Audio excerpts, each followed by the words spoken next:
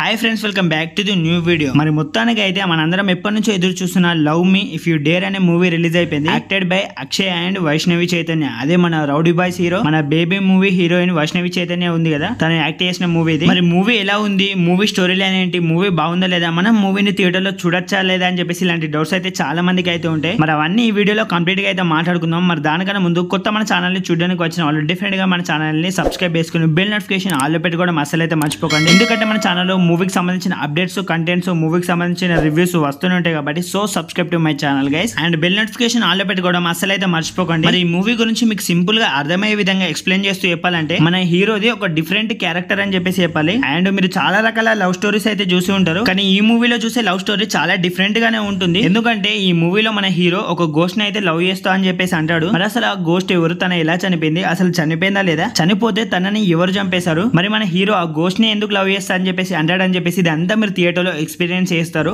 మరి movie first half విషయానికి వస్తే అయితే చాలా స్లోగా లాగ్ అయిన ఫీలింగ్ కలుగుతుంది. మరి మూవీలో సాంగ్స్ కూడా అంత పెద్దగా అయితే బాలేవు అని చెప్పేసి అనిపించింది నాకు వింటూ ఉంటే. మరి మీకు ఏమన్నా సాంగ్స్ నచ్చితే కమెంట్ సెక్షన్ లో కమెంట్ చేసి నాకు చెప్పడం మర్చిపోకండి. మరి సెకండ్ హాఫ్ చాలా ఇంట్రెస్టింగ్ గా పోతుంది మూవీ మొత్తం. ట్విస్ట్లు కూడా చాలా బాగుంటాయి మూవీలో, కానీ అవి నాకు ముందుగానే అర్థమైపోయాయి. మరి అందరికీ అలా అర్థం అవుతుందని చెప్పేసి లేదు, చాలా మందికి అయితే ట్విస్ట్లు అయితే బాగా నచ్చుతాయి ఈ మూవీలో. మరి కొన్ని సీన్స్ అయితే భయపెట్టించినప్పటికీ అందరూ భయపడతారా అని చెప్పేసి చెప్పలేను, కొన్ని సీన్స్ అయితే భలే ఉంటాయి మూవీలో. మరి యాక్టర్స్ పర్ఫార్మెన్స్ విషయానికి వస్తే ఆశీష్ గానీ లేదంటే వైష్ణవి చైతన్య గానీ ఇద్దరు అయితే బాగానే చేశారు. కానీ వైష్ణవి చైతన్యకు బేబీ తర్వాత అంత పెద్ద హిట్ ఈ మూవీ అవుతుందని చెప్పేసి నాకు అనిపించట్లేదు. మరి మూవీని థియేటర్ లో చూడాలా వద్దా బ్రో అని చెప్పేసి అంటే ఓకే, మూవీ పర్వాలేదు అనిపించింది. మరి అంత హై ఎక్స్పెక్టేషన్స్ తోటి పెట్టుకుని వెళ్ళి చూసే మూవీ అయితే అసలు కాదు.